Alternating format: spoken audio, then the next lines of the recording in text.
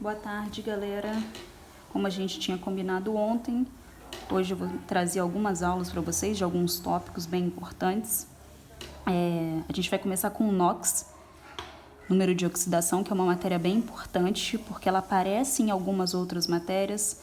Então, quem está no primeiro ano vai conseguir ver isso daqui quando for estudar reações inorgânicas, funções inorgânicas. Quem está no segundo ano vai ver isso daqui quando for estudar pilhas, eletrólise. Então, é uma matéria bem importante, é uma matéria que dá base para outras e garante o seu sucesso nelas. Antes da gente começar a falar das regras mesmo, do cálculo propriamente dito, é bom a gente entender o que número de oxidação, o que o NOx significa. O NOx é a carga que um átomo vai assumir ao perder ou ganhar elétrons. Por que o átomo prefere perder ou ganhar elétrons a ficar neutro?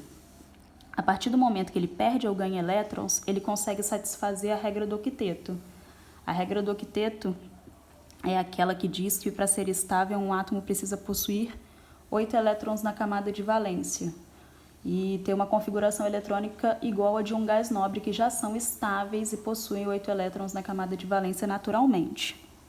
Então, o objetivo do átomo é sempre esse. Ele consegue atingir esse objetivo ao perder ou ganhar elétrons.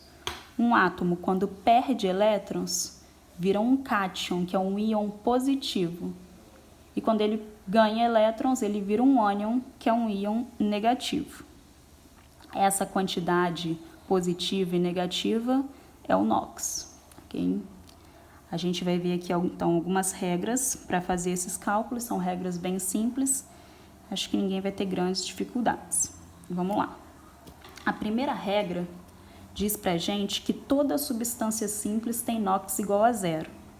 Primeira coisa, gente, substâncias simples são aquelas formadas pelo mesmo elemento químico repetidas vezes. Então, aqui eu tenho o S8. O S8 é uma substância simples porque eu tenho um enxofre repetido 8 vezes. Eu só tenho um enxofre repetido 8 vezes.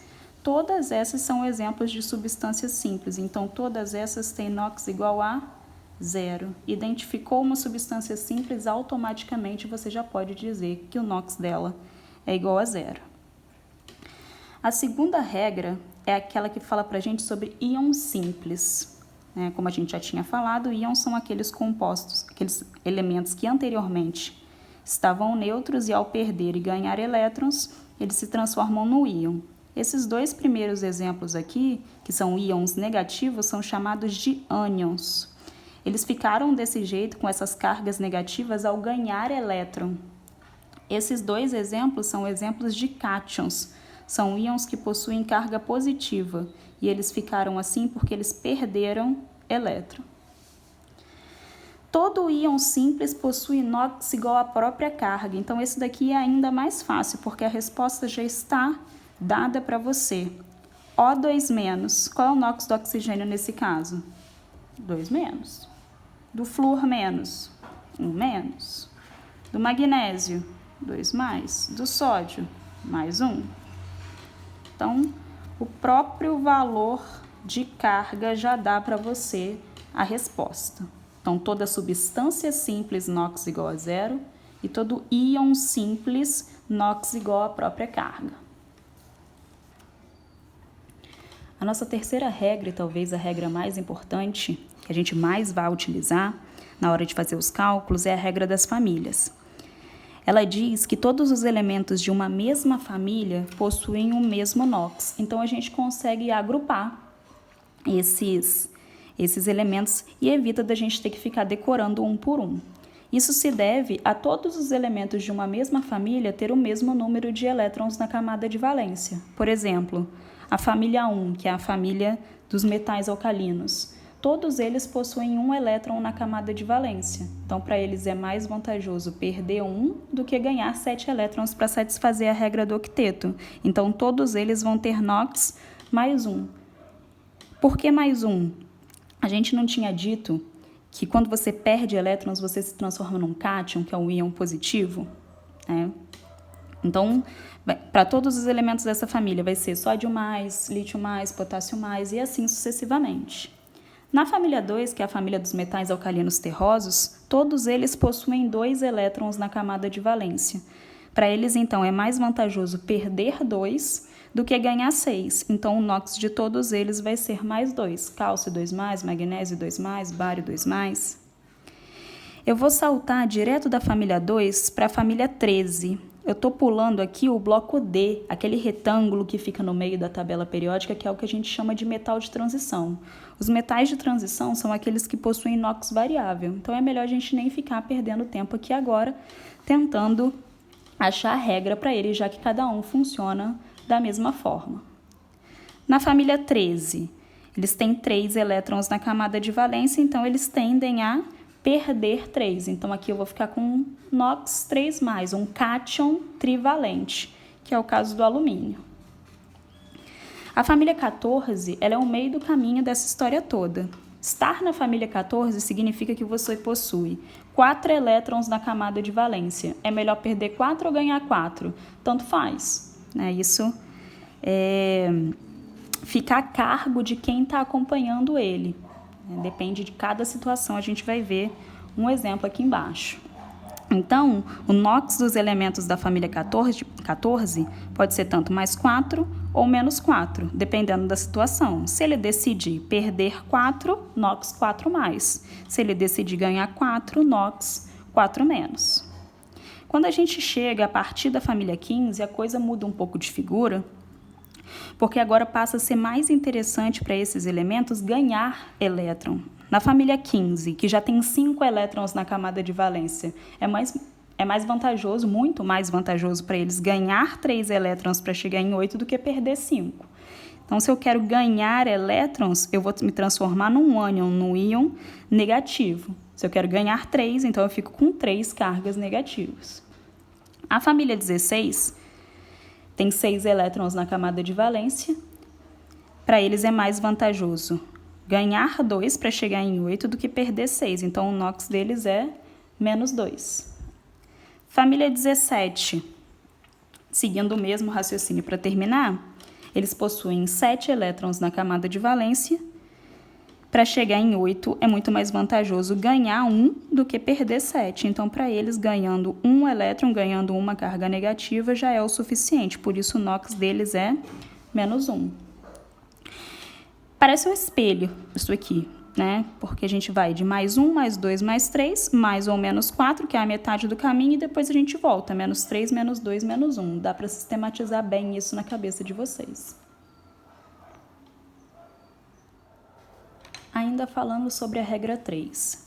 Essa regra é uma regra que pode ser aplicada em compostos binários, nos 2 elementos, e em compostos ternários a gente pode aplicar a regra apenas para os elementos que estejam nas extremidades. Então, eu posso aplicar para A e para C, mas eu não posso aplicar para B, já que ele é o elemento que está no centro do meu composto.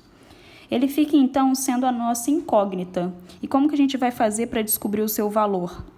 O somatório do NOx sempre tem que ser igual a 0. O objetivo da gente vai ser zerar essa continha. Vamos ver como que funciona. Nesses 4 primeiros casos, eu tenho compostos do tipo AB. Eu tenho 2 elementos formando esses compostos. Então, significa que eu posso aplicar a regra tanto para A quanto para B. Vamos lá. O hidrogênio da família 1 tem NOx +1. Significa, então, que para o bromo zerar, ele tem que ter NOx -1. E isso realmente acontece, já que o bromo é da família 17. Então, se eu resolvesse começar pelo bromo e você pelo hidrogênio, nós 2 chegaríamos, então, na mesma conclusão.